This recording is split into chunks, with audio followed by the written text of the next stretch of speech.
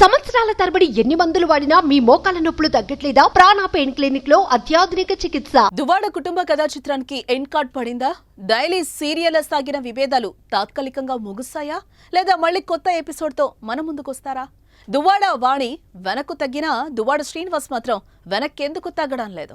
ఆయనకు మాధుర్య ముద్దా, భార్య వాణి వద్దా? గత 2 వారాలుగా తెలుగు రాష్ట్రాల్లో హాట్ టాపిక్ గా మారిన దువ్వాడ కుటుంబ విభేదాలు కొత్త టర్న్ తీసుకున్నాయి. భర్తకు వ్యతిరేకంగా ఆందోళన వ్యక్తం చేసిన దువ్వాడ వాణి నిరసన విరమించారు.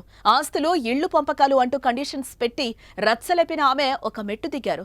తమకు ఏం అవసరం లేదని, ఒక్క రూపాయి కూడా వద్దని, దువ్వాడ శ్రీనివాస్ తాము కలిసి అందరం ఒకే ఇంట్లో ఉంటే చాలని చెప్పి బాంబు పేల్చేశారు.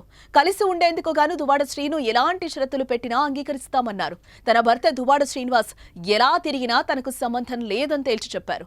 కుమార్తె పెళ్లి కోసం కలిసి ఉండాలని నిర్ణయించుకున్నట్లుగా చెప్పారు.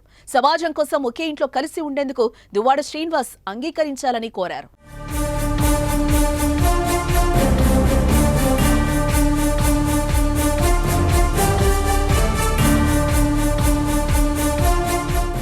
భర్తపై కుమార్తెతో పోరాటానికి సిద్ధమై ఇలా అనూహ్యంగా వాణి యూటర్న్ తీసుకోవటం చర్చనీయాంశమైంది. ఇప్పుడు అయితే భార్య తగ్గినా దువ్వాడ శ్రీనివాస్ మాత్రం తగ్గేదేలే అంటున్నారు. వ్యూహం ప్రకారమే వాణి మాట మారుస్తున్నట్టు ఆరోపించారు. దువ్వాడ వాణి రోజుకో విధంగా మాట్లాడుతున్నారని మండిపడ్డారు. ఎన్ని రోజులు పిల్లలను తన ఇంటిపైకి పంపి కోర్టులో కేసులు వేసిన వాణి ఇప్పుడు లాయర్ చెప్పడంతో మాట మార్చారని ఆరోపిస్తున్నారు. భర్తను, పెద్ద మనుషులను వాణి గౌరవించారని అన్నారు. కుటుంబ పెద్దల ఒప్పందం మేరకు ఆస్తులు ఇవ్వటానికి సిద్ధపడినట్టుగా చెప్పారు. అయితే పిల్లల విషయంలో తండ్రిగా తన బాధ్యతను నిర్వహిస్తానని మాటిచ్చారు. తన కూతుళ్ల పేరు మీద సుమారు 27 కోట్ల ఆస్తులు రాయటానికి సిద్ధంగా ఉన్నానని, అయితే ఈ కొత్త ఇళ్లు మాత్రం రాసిచ్చేది లేదని దువ్వాడ శ్రీనివాస్ స్పష్టం చేశారు. దయచేసి తనకు ఇబ్బంది కలిగించొద్దని, ఇచ్చిన బంగ్లాను వాడుకోవాలని కోరారు. తనను ఇంట్లో నుంచి తరిమేసిన తర్వాతే బయటకు వెళ్లానని, తాను చచ్చానా బతికానా అనేది కూడా చూడలేదని అన్నారు.